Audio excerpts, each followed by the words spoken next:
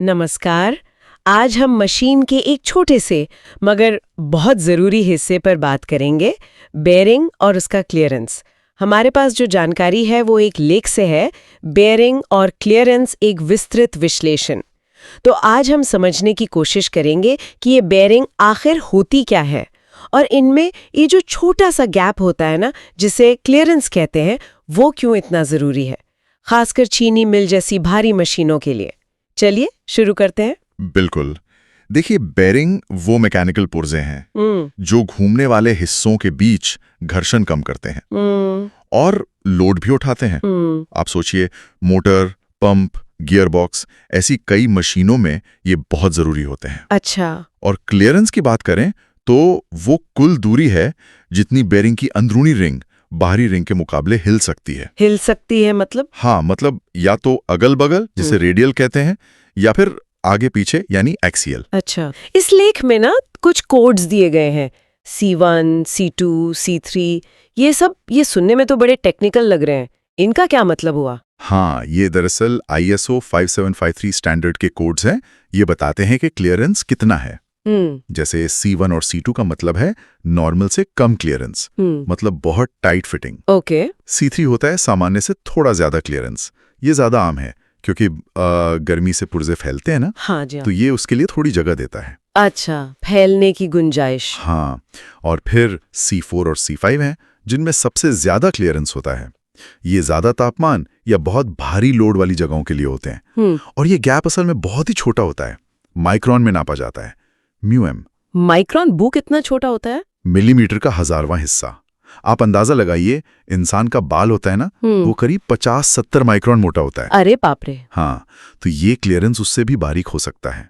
जैसे एक आम 605 बॉल बेयरिंग लें तो उसमें C3 क्लियरेंस सिर्फ 8 से 28 माइक्रोन हो सकता है। कमाल है। मतलब ये तो बहुत ही बारीक बात हुई। पर सवाल ये है कि इतनी छोटी सी जगह, ये गैप इतना मायने क्यों रखता है? कम हो या ज्यादा, क्या फर्क पड़ता है इससे? देखिए, यहीं पर यह चीज दिलचस्प हो जाती है। ये ना एक तरह का संतुलन बनाने जैसा है। अगर क्लियरेंस बहुत कम हुआ, मान लीजिए C1 या C2 वाला, तो पुर्जे जब गर्म होके फैलेंगे तो आपस में रगड़ने लगेंगे। अच्छा। इससे बेयरिंग बहुत ज्यादा गर्म हो सकती है, लुब्रिकेशन ठीक से नहीं हो पाएगा और नतीजा बेयरिंग जैम हो सकती है या जल्दी खराब हो जाएगी। बिल्कुल, या बहुत जल्दी खराब हो जाएगी। और दूसरी तरफ अगर क्लियरेंस बहुत ज्यादा रख दिया, जैसे C4 या C5, तो क्या होगा? कंपन। हाँ, कंपन और शोर बढ़ सकता है।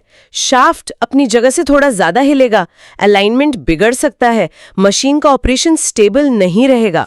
समझ गई। तो मतलब सही क्लियरेंस चुनना एक बैलेंसिंग एक्ट है। बिल्कुल।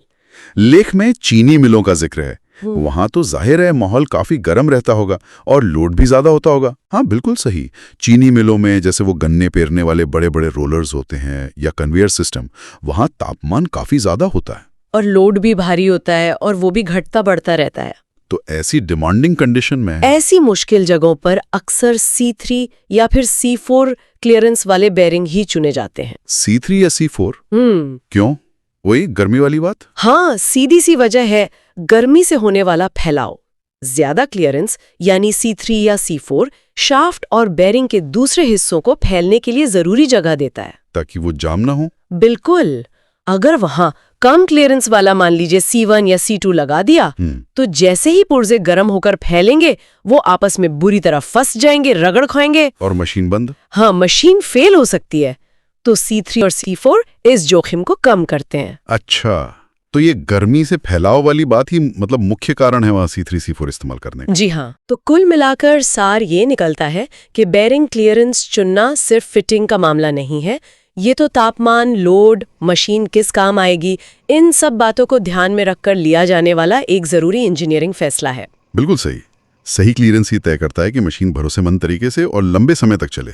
तो आज की इस बातचीत से ये तो साफ हो गया कि बेयरिंग क्लियरेंस जैसी दिखने में छोटी सी चीज कितनी अहम है। हमने समझा कि सही क्लियरेंस कैसे तापमान और लोड पर निर्भर करता है और चीनी मिल जैसे माहौल में C3 या C4 क्यों जरूरी है।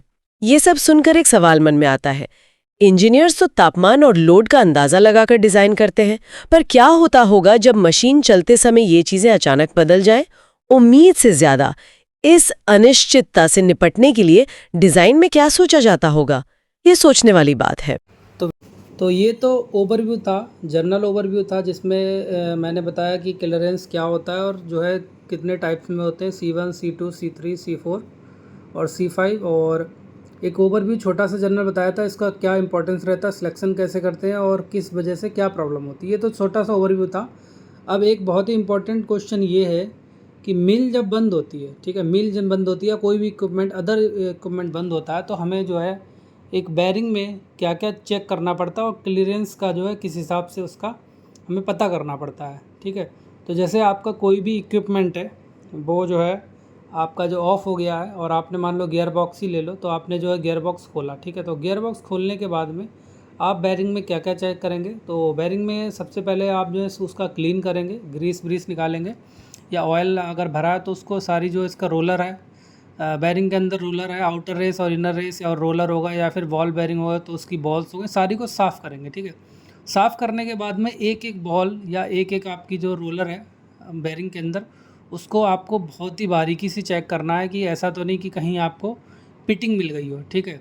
और पिटिंग अगर मिली है तो पिटिंग का क्या कारण है वो भी आपको जो है पहचानना पड़ेगा। और फिर इसके बाद में जो आपको ऑयल चेक करना पड़ेगा, सारा ऑयल, कि ऐसा तो नहीं ऑयल के अंदर कोई भी कोई मतलब पार्टिकल्स है वो फंसा हुआ हो, उसकी वजह से जो बेरिंग में जो तेल में आ गया हो, या फिर क्लीनर जो है ऑयल फ़िल्टर जिसे बोलते हैं, ऑयल क्लीनर, उसमें कोई दिक्कत हुई हो और वहाँ से क्लीन होकर नहीं आया हो, तो वो भी आपको चेक करना है। या फिर कोई जो है बेरिंग का या गियर बॉक्स है या कोई अदर मशीन है, उसका कोई पार्ट जो है वाइब्रेशन से या कोई शॉक लोड आया उससे टूट के जो है छोटा सा कण जो है वो ऑयल में मिक्स हो गया हो।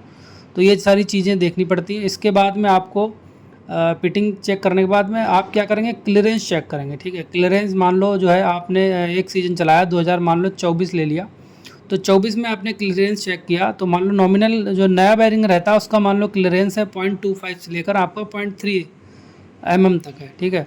तो आप एक सीज़न के बाद यूज देखेंगे तो उसका क्लियरेंस चेक करेंगे, मान लो क्लियरेंस 0.01 बढ़ गया, तो जिसका मान लो 0.25 था उसका मान लो 0.27 हो गया, ठीक है।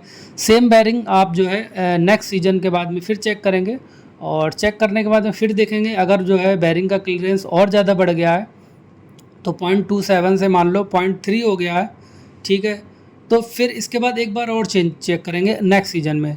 तो कहने का मतलब है कि अगर जो इसका एक मतलब जर्नल मान लो पॉइंट उसकी रेंज दे रखी है 0.25 से लेकर 0.4 तक दे रखी है, ठीक है, उस रेंज में तो कोई दिक्कत नहीं है। अगर बहुत ज़्यादा बढ़ गया, उस रेंज को पार कर जाता है, तो आपको जो है बेरिंग के सोचने की बात है कि जो ये घिस रहा है रोलर, उसका क्या मतलब क्यों घुस रहा है वो भी आपको देखना पड़ेगा। उसका साइज़ जो डायमीटर कम हो रहा है, और उसको आपको एक्शन लेना पड़ेगा कि आपको क्या करना है उस बेरिंग में, कि रोलर जो है रोलर चेंज करने हैं या बॉल्स चेंज करनी है या पूरा बेरिंग चेंज करना है।